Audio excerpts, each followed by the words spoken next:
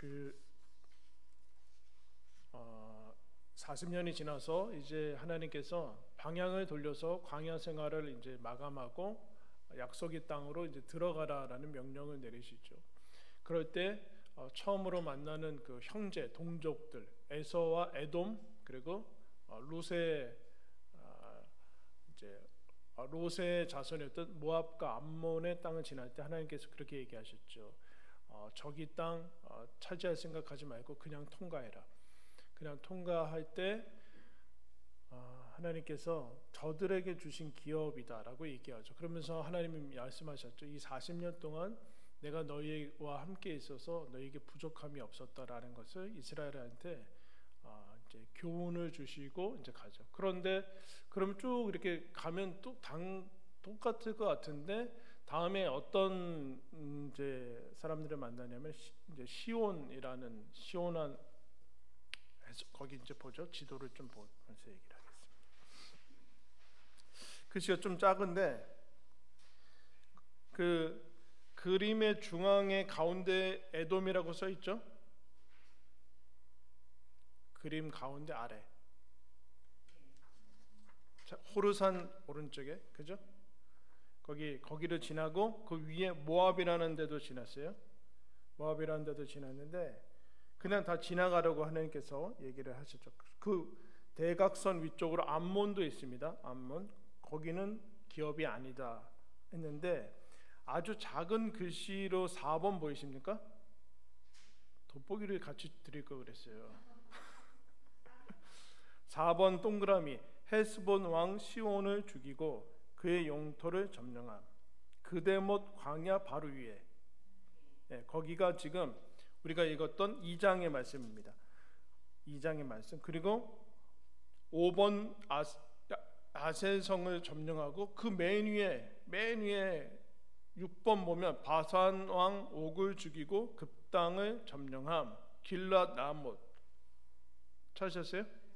거기 보면은 거기 옆 그 중앙에 보면 요단강이라는 글씨 보이십니까? 네, 대충 감만 잡으시면 돼요. 감만. 시험 볼 건 아니니까. 요단강 동쪽이죠. 지금 동쪽. 하나님께서 약속하신 땅은 요단을 놓고 봤을 때 서쪽으로 들어가는 겁니다. 서쪽으로. 원래 약속하신 땅은 서쪽으로 들어가는데 중간에 들어가기 전에 이제 이스라엘 백성이 하나님한테 그 요구하죠. 동쪽 보니까 동쪽 좋더라. 우리 여기 있겠습니다 하니까 하나님이 허락을 하셨어요. 그래서 12지파 중에 르우벤 아까 나왔던 3장에 르우벤, 갓, 므낫세는 반으로 이제 나눠져서 반은 동쪽에 남고 반은 서쪽으로 들어갑니다.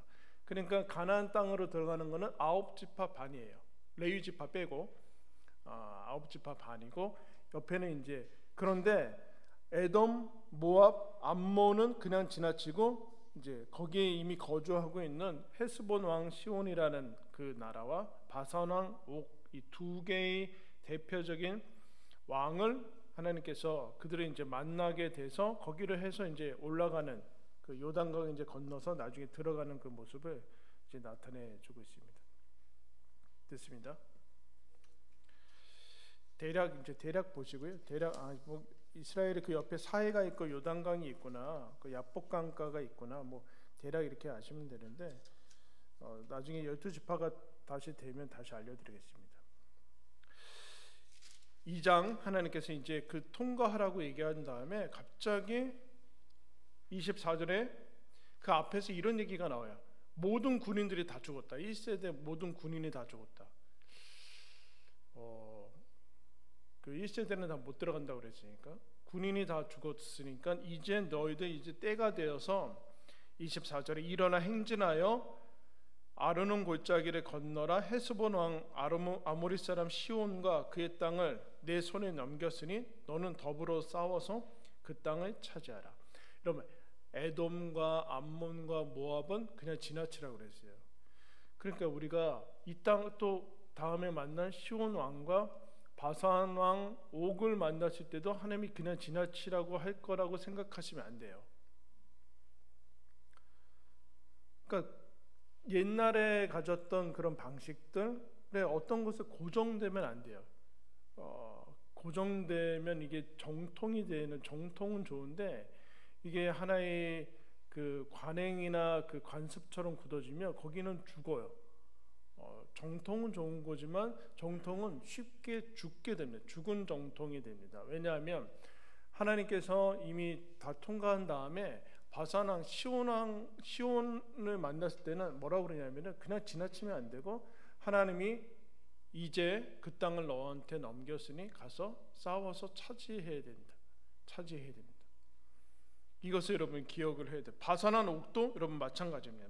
명령을 내리시죠. 그리고 25절에는 오늘부터 너희들을 보고서 무서워서 두렵게 할 것이다 라는 얘기를 해요. 두렵게 할 것이다. 그러면 우리가 여러분 어떤 생각이 들까요?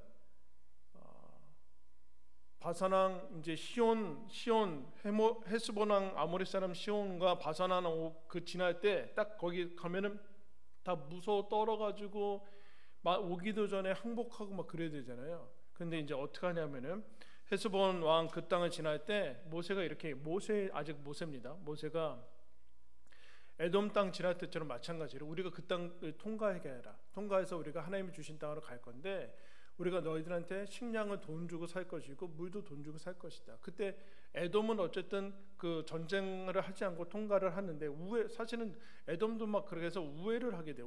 우회를 하는데 여기서는 하나님께서 이 땅을 주신다고 했으니까 우리 상식으로는 이 사람들이 어떻게 나와야 돼요? 두렵고 떠니까 당연히 우리 주신 땅이니까 통과시킬 것 같잖아요. 그런데 그렇게 하지 않습니다.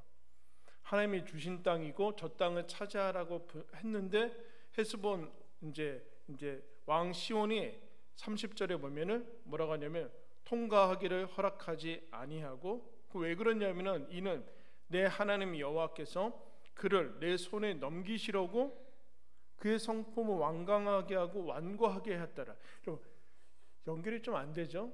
하나님이 헤스본 왕 시온을 우리한테 넘기시려고 바짝 공포에 떨어가지고 항복하게끔 한 게 아니라 정반대로 갔어요. 마치 그 전투열이 그냥 사기 충천해가지고 싸우러 나오는 것처럼 해요. 그럼 이건 좀 다르잖아요. 하나님이 분명히 주신 땅인데 주셔서 차지하라고 그랬으면 저 땅이 이미 사기가 없고 다 우리한테 무서워 둘둘 떨고 그래야 되는데 웬걸요? 정반대의 반응이 나타나고 있다. 정반대. 오히려 모압, 암몬, 에돔하고가 오히려 하나님이 주신 땅이라고 착각할 만큼. 그러니까 여러분 우리가 그러니까 이 세상과 그 다른 반응들의 1차적인 그 기준을 두면 안 돼요. 헤스본 왕 시온이 보이는 반응으로서는 반응만 보면은 이 땅은 우리한테 주신 땅이 아니에요. 너무 강렬하게 저항을 하고 있고 우리와 싸우려고 하고 있으니까 우리가 자칫 느끼기는 이거 우리 거 아니구나 라고 느낄 수 있는데, 하나님이 출발 전에 그러시죠. 이거 너희한테 주신 땅이니까 가서 차지해라. 그러니까 그 하나님의 말씀을 제쳐놓고서 이 주변에서 벌어지는 반응에 하나님이 주신 거, 그러니까 상황에 따라서 주신 거 안 주신 거를 판단하면 안 돼. 상황이 하나님은 아니라는 얘기예요. 요나가 하나님의 명령을 거슬러서 정반대로 갈 때 뭐라고 그러냐면 성경은 때마침 배가 도착하더라. 하나님의 말씀을 어기고 도망가는 거거든요. 근데 놀랍게 그때 떠나는 배가, 요나가 아마 그렇게 착각했을 거예요. 이거 하나님의 뜻이구나. 그렇지 않다라는 거예요. 상황이 하나님의 뜻은 아니에요. 헤스본 왕 시온이 이제 통과를 허락하지 않고, 그런데 뭐라고 그러냐, 하나님이 왜 그러는가, 왜 완강하게 하고 완고하게 했다라. 완고하게 하고 그러니까 완강하고 완고하게 한 그 모습이, 그를 봤을 때 이것이 하나님께서 우리에게 주신 사인이구나라고 생각을 해야 된다. 사인이구나. 이것을 차지하라라는 얘기를 하게 되죠. 이때 의심하기 시작하면 이거 하나님이 주신 거 맞는가? 헤스본 왕 시온이 왜 저런 반응을 보이지 하면은 하나님의 약속을 의심하게 돼요. 그러니까 상황에 그 보이는 것에 너무 집착을 하게 되면, 그것을 기준으로 삼으면 하나님의 말씀을 뜯어 고치려고 그래요. 이거 하나님 말씀 아닌가 보다. 근데 이미 이스라엘이 가데스 바네에서 경험을 했죠. 하나님의 말씀을 이라는 렌즈를 보고 상황을 봐야지만 되는 건데, 그렇지 않고 상황을 가지고 있으면 사람들이 언제든 이 뭔가를 일치시키려고 하는데, 그럴 때 어떻게 하는가? 말씀을 뜯어 고치려고 합니다. 해석을 하더라도 그거 꼭 그렇게 하는 거 아니야. 그래서 해석을 뜯어 고치면서 말씀을 뜯어 고쳐서 상황과 일치시키게 하는 거예요. 그러면 곤란하다라. 그것을 하나님께서 얘기하시죠. 그래서 너희들은 그들 두려워하고 차지하라 라고 해서 나가서 그 땅을 차지했더니 결국 이 땅을 가지게 됩니다. 계속해서 하나님이 3장에도 바산왕 옥 위쪽으로 계속 올라가서 역시 하나님이 이런 얘기를 해요. 2절 후반절에 내가 헤스본에 거주하던 아모리 족속의 왕 시온에게 행한 것 같이 그에게도 행할 것이다.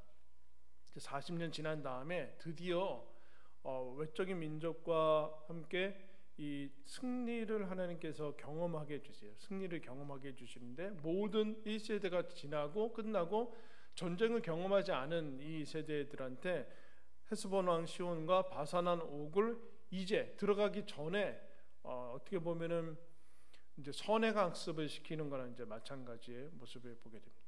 하나님께서 이 땅을 차지하게 할 것이다. 차지하게 할 것이다. 지난번처럼 통과하지 말고 차지해야 된다라고 얘기를 하게 됩니다. 그러니까 우리가 하나님이 주신 것에 대해서 늘 열려 있어야 돼요. 그러니까 우리가 하나님 앞에 하나님께 불순종하는 것은 사실은 하나님의 말씀으로 불순종하게 돼요. 언제요? 하나님 옛날에 주신 말씀으로.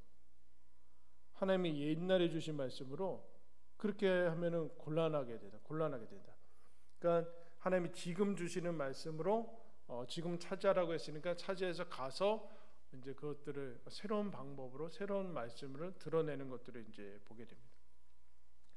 그때 상황을 보고 두려워하지 아니하고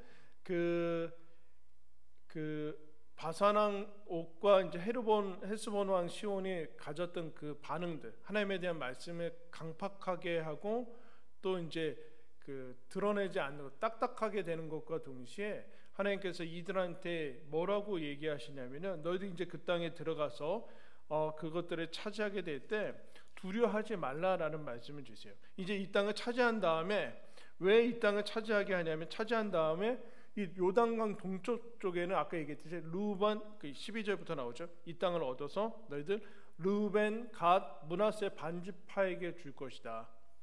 그리고 루벤 두 지파 반은 우리는 이미 아직 가나안 땅에 들어가지도 않았는데 이미 이 사람들은 땅을 차지했어요. 모든 지파가 다 해가지고. 그래서 하나님이 이렇게 얘기하죠. 너희들 두 지파 반은 이 땅을 차지하되 단 성인 남자의 군인들은 다 같이 요단강을 건너서 이스라엘의 나머지 지파가 그 땅을 다 정복한 다음에 그 다음에 돌아와야 된다. 너희들 형제들이 이제 정복이라고 하지 않고 그 땅에 안식할 때까지 단 처자와 여기 가축들은 놔두고 너희들만 건너갔다가 그 땅을 하면 그때 돌아와야 된다라는 약속을 줘요. 다 같이 시작하고 다 같이 끝나는 거죠. 우리가 먼저 갔어요. 니네들 알아서 하라, 그런 말씀을 주지 않습니다. 그런 다음에 그렇게 얘기를 한 다음에 이제 모세가 이렇게 얘기를 해요. 지금 너희들한테 이거 주신 거 이거 잘 봐라. 왜 이렇게 하는지 하나님께서 우리들한테 무엇을 보여주고 하는 건지 잘 봐야 된다. 그래서 18절 보시면 18절 너희의 하나님 여호와께서 이 땅을 너희에게 주어 기업이 되게 하셨은즉 이제 같이 건너가라. 20절에도 너희의 형제에게도 안식을 주시리니 요단 저쪽에서 하나님이 주시는 땅을 받아 삼기에 이르거든 너희 각 내가 준 기업으로 돌아갈 것이니라. 그래서 이것을 하시는 이유는 뭐냐라면은 하나님께서 그때 에돔과 모압과 암몬을 그냥 지나치게 하는 것은 하나님이 주신 기업, 하나님으로 부족함이 없다라는 것을 알려주고, 그러면 왜 이때는 바산왕 옥과 헤스본왕 시온을 차지하고 무찌르게 하시는가? 그 교훈이 21절에 나와 있습니다. 21절에 그때 내가 여호수아에게 명령하여 이르기를 너희의 하나님 여호와께서 이 두 왕에게 행하신 모든 일을 내 눈으로 보았거니와 내가 가는 모든 나라에도 여호와께서 이와 같이 행할 것이다. 바산 왕 옥도 너희들이 실력으로 이긴 것 아니고 헤스본 왕 시온도 크고 여러분 지금 40년 동안 건재했겠죠? 광야에 들어와서 이 건재했는데 갑자기 이스라엘이 부강해진 게 아니에요. 이스라엘은 1세대가 다 죽는다니까요. 근데 인구는 줄어들지 않고 그대로 거의 그대로예요. 강대국으로 해서 갑자기 이스라엘이 이 두 왕을 물리친 것이 아니라 하나님이 물리치게 해주셨다. 근데 이스라엘이 생각할 때 저 땅을 가서 차지하라 하는 말씀은 하나님이 한번 어떻게 하는지 볼 테니까 너희들 가서 한번 해봐 이런 게 아니라는 것이죠. 이 두 왕도 너희들의 힘으로 이긴 것이 아닌 것을 이스라엘 이거 어떻게 이겼지? 하는 생각이 들게끔 이겼으니까 마찬가지로 그 땅에 들어갔을 때 이제 가나안 족속을 이제 진멸하고 그 땅을 차지하게 될 때도 이와 같은 방식을 하게. 이와 같은 방식이라는 것은 뭐냐면은 하나님이 차지하라고 했으니까 가서 싸우는 거예요. 근데 싸우는 거는 아니 하나님이 주시려고 했으면은 아까처럼 저항을 하지 않고 알아서 도망가든가 그렇게 해야 돼. 그렇지 않고 우리가 가서 직접 싸우는데 그럼 우리끼리 싸우는 것인가? 이게 이스라엘이 왕정 시대로 넘어가 자꾸 유혹에 빠져. 어떤 왕인가? 하나님을 의지하지 않고 군사력으로 자꾸 비교를 하게 돼요. 여태까지는 마치 우리가 군사력이 강해서 외교 전술 전략이 뛰어나가지고 이방 민족을 다 무찌른 것처럼 그렇게 자꾸 하다가 안 되니까 어떻게 하는가? 외교 애굽을 의지하고 막 그렇게 됩니다. 그러지 말고 그 땅에 들어가실 때 하나님께서 헤스본 왕, 바산 왕 무찌른 것처럼 그거는 너희들이 한 것이 아니라 하나님께서 주신 것. 그러면 가만히 있어도 되는가? 그렇지 않고 그 싸움에 함께 동참해서 하나님이 하신 것을 실제로 너희들도 동력을 해야 된다.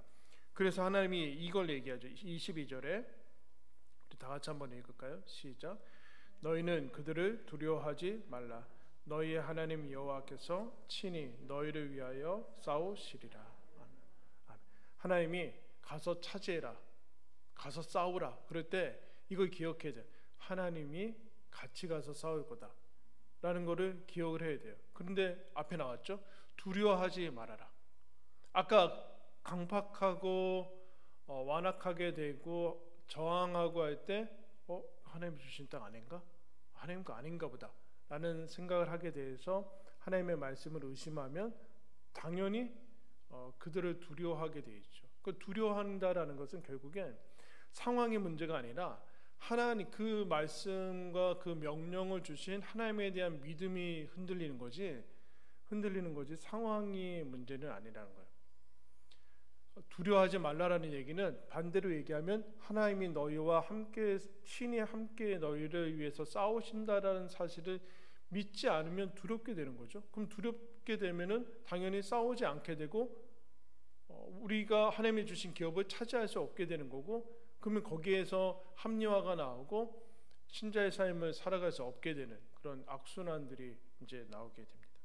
그래서 하나님이 이 전투 그 전에는 하나님이 부족함이 없을 것이다. 광야에서도 부족함이 없다. 가나안 땅에 들어가서 풍족해서 부족함이 없는 건 아니다 라는 것을 가르친다면 이제 이 승리를 통해서 하나님이 뭘 가르치시는가? 하나님이 너희와 친히 함께 싸우실 것이다. 그러니까 두려워하지 말고 하나님이 주신 기업을 차지하라라고 얘기를 하고 있습니다. 두려워하지 말아라. 이게 믿음의 표현이에요. 두려워하지 말고 하나님을 두려워하고 하나님이 주신 말씀. 그래서 오늘 우리에게 주신 하나님의 명령에는 언제나 명령에는 약속이 붙어 있어요. 신약 성경에나 다 마찬가지로 가서 차지해라. 왜냐? 내가 너희와 항상 함께 할 것이다. 내가 친히 같이 싸울 것이다 라는 약속이 붙어 있어요. 그러니까 명령만 가지고는 힘을 발휘할 수 없죠. 하나님이 주신 약속을 붙들고 가야지만 명령을 수행할 수 있어요. 그래서 하나님이 주신 그 말씀이 결국에 우리들에게 주신 약속인데 처음에는 그냥 지나가라고 했다가 그 다음에는 가라고 뭐 차지하라고 했다라는 것은 생소하게 처음 들리는 말씀은 아니에요. 왜냐하면은 므낫세 반집기 이 동쪽 지역을 두 지파 반에게 준다라는 것은 이미 하나님이 허락을 하셨고 계속해서 약속하셨고 말씀하신 거였죠. 그러니까 우리에게 주신 말씀을 받을 때 이거 내가 그때그때 하나님이 얘기하는 걸 어떻게 알아차리느냐, 그렇게 이미 다 말씀하신 거를 얘기를 하시는 거예요. 계속해서 말씀하시고 하는 거를 우리가 두려울 때, 두렵고 믿지 않을 때 그 약속을 우리가 거기까지 가보지 못하게 해야 되는 거죠. 그러니까 우리 신약 성경으로 오면은 하나님이 우리들한테 믿음으로 살 수 있는 그런 모습들을 주셨어요. 너희 죄가 이미 모든 죄가 용서되었고 너는 죄와 싸울 수 있는 힘이 너 안에 있고 성령께서 함께 하시니까 너는 세상이 지지 않을 것이다 라고 얘기를 하고 있음에도 불구하고 그걸 잊어버리면, 잊고 그걸 망각하면 세상이 크게 보이죠. 크게 보이면 하나님의 말씀대로 살아갈 수 없게 되고 신자의 특권과 신자로서 살아가는 그 삶이 허상처럼 보여요. 허상처럼 무의미하게 보이죠. 그러면 이 땅에서 벌어지는 영적인 싸움에서 이미 하나님이 내가 너희한테 내가 십자가에서 승리했다, 담대해라, 모든 환난을 이기고 세상에서 승리했다는 말씀을 믿고서 하나씩 싸워나가야 되는데, 그렇지 않고 세상이 너무 크니까 계속해서 실패하는 그 모습을 유지하고 또 바꿔나가지 못하는 모습들을 이거 하나님이 약속하셨으니까 이거 분명히 우리가 하실 수 있는 말씀이다, 할 수 있는 말씀, 내 힘으로는 안 되지만 하나님이 친히 우리와 함께 싸우시니까 이 말씀 가능하다라고서 그렇게 믿으면서 가야지만 여러분 개인적인 아주 작은 죄라도 극복하면서 나갈 수 있는 거예요. 하나님 나라가 완전히 오지는 않았지만 이미 임했기 때문에 그 안에서 우리는 하나님 나라를 누리고 이 세상과의 싸움에서 세상이 언제나 이기는 것 같지만 그렇지 않고 우리가 믿음으로 두려워하지 않고 가면은 세상은 반드시 패하게 돼 있어요. 패하게 돼 있고 죄는 드러나게 돼 있고 하나님이 주신 것이 정말로 우리들한테 주신 모든 기업이나, 그래서 이 영적인 이 신약 성경 안에 약속된 그 모든 것이 우리 각자에게 허락된 하나님이 어떻게 보면 거룩한 땅이라고 생각해서 여러분 삶에서 실증을 해야 돼. 실제 증거를 경험하고 하나님 이건 무슨 소리인지 모르겠습니다. 이거 알게 해주시고 이것도 그 행할 수 있게 해주시고 하면서 달라붙어야 되는 거예요. 달라붙어. 그렇지 않으면 우리가 두려워하거나 다른 사람들, 이방 사람들처럼 우리의 마음을 강팍하게 하거나 그런 쪽으로 가게 되는 거죠. 하나님이 우리와 늘 함께 하고 계시다라는 게, 근데 실제 그 삶에 부딪히면 별로 도움이 안 되는 것 같아요. 안 그래요? 실제 어려운 일 딱 닥치면 그야말로 쉽게 붙들 수 있는 그런 힘이나 권세나 그런 것들이 훨씬 그 효력이 있어 보이지, 보이지 않는 하나님 뭐 실제 우리 삶에 무슨 도움이 되는가 뭐 그런 게 될 때가 있는데, 그거는 진짜 이전에 비그리스도인이었을 때의 삶의 방식이에요. 삶의 방식. 그러니까 완전히 여기 왔으니까 해보라니까요. 안 되는 것처럼 하지 말고 실제로 하나님이 이제 우리와 친히 인생을 걸어가고 있구나, 우리 인생을 걸어가고 있고 우리에게 허락되신 것들을 다 허락하고 있구나 라는 사실을 여러분 믿으시고, 오늘 이 말씀 두려워하지 말아라, 너희의 하나님 여호와께서 친히 함께 싸울 것이다, 지금도 그렇고 가나안 땅에 들어가서도 그럴 것이다, 이 승리를 통해서 우리들한테 약속하시는 하나님의 음성입니다. 여러분 이 세상 살아갈 때 하나님 힘써 의지하시고 약속을 붙드시면서 승리를 맛보는 저와 여러분들 되기를 예수님의 이름으로 축원합니다. 기도하겠습니다.